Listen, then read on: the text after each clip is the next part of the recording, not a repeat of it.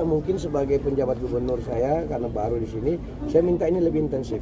Bahkan saya sudah minta tadi Kadis Perindak, saya lapor Pak Kajati juga dengan Forkompimda yang lainnya bahwa nanti setiap Senin Selasa kita melakukan gerakan pasar murah. Bisa juga memanfaatkan sebenarnya hari-hari tertentu, Car Free Day segala macam itu kan supaya UKM kita juga bergerak gitu kan. Nah, tetapi saya minta kita tetapkan mungkin hari Senin, hari Selasa ya Pak ya. Nah, itu sesuai masukan dengan Kabulok ini Senin Selasa untuk ini pasar murah.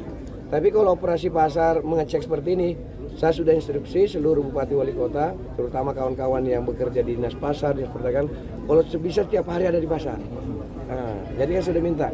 Kan kalau dinas perdagangan sama dinas pasar kerjanya kan harus ngerti dagang kan, harganya berapa permintaan, berapa menambah barang seperti apa.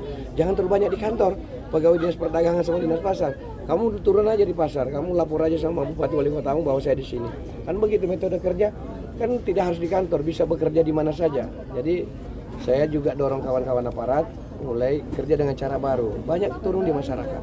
Harus kita pikirkan supaya tidak terus-menerus kita melakukan cara-cara singkat seperti itu kan itu. Makanya saya bilang ini konsepnya dua, satu tahan pangan, ketahanan pangan, satu daulat pangan. Nah kalau ketahanan pangan itu barang tidak ada kita cari barang penggantinya supaya bisa terisi itu cepat, itu namanya ketahanan pangan. Nah kalau daulat pangan Anda punya itu barang bahkan Anda bisa surplus. Nah ini harus diatasi hulunya.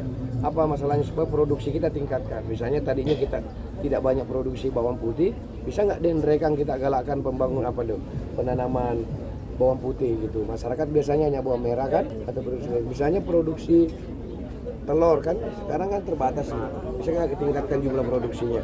Karena setahu saya produksi ayam di Sulawesi Selatan dengan telur itu bukan hanya menyuplai Sulsel saja, bahkan daerah-daerah provinsi sekitar, Sulbar, Sultra, kemudian bahkan di pulau lain itu ngambil telur dari sini.